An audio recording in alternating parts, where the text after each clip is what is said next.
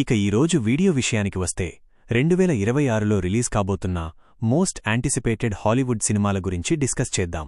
ఈ లిస్ట్ చూస్తుంటే నాకైతే చాలా ఎగ్జైటింగ్గా ఉంది. ఎందుకంటే డూమ్స్డే గురించి మాట్లాడుకోవాలి.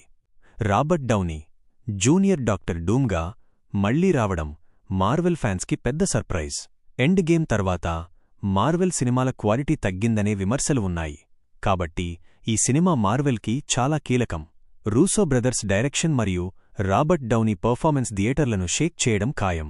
తరువాత క్రిస్టోఫర్ నోలన్ నుంచి ది ఆడిసీ వస్తోంది.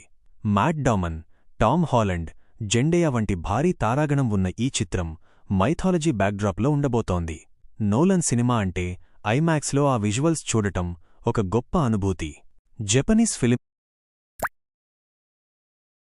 మేకర్స్ తీసిన గాడ్జిలా -1 ఎంతటి విజయం సాధించిందో మనకు తెలుసు.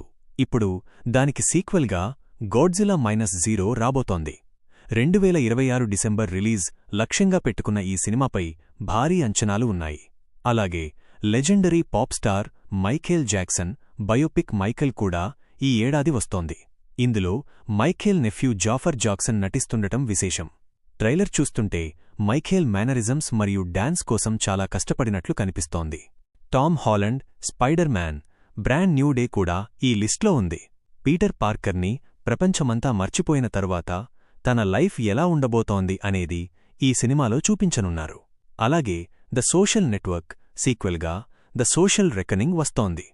సోషల్ మీడియా వల్ల కలిగే అనర్థాలు మరియు ఆల్గారిథమ్స్ గురించి ఆరన్ సోర్కిన్ ఈ సినిమాను తెరకెక్కిస్తున్నారు. చివరగా ద మార్షన్ రచయిత యాండీ వీర్ రాసిన మరో పుస్తకం ఆధారంగా రయాన్ గోస్లింగ్ నటిస్తున్న ప్రాజెక్ట్ హెయిల్ మేరీ సినిమా కూడా 2026లో అలరించబోతోంది. మరి ఈ సినిమాల్లో మీరు దేనికోసం ఎక్కువగా వెయిట్ చేస్తున్నారో కామెంట్స్లో తెలియచేయండి.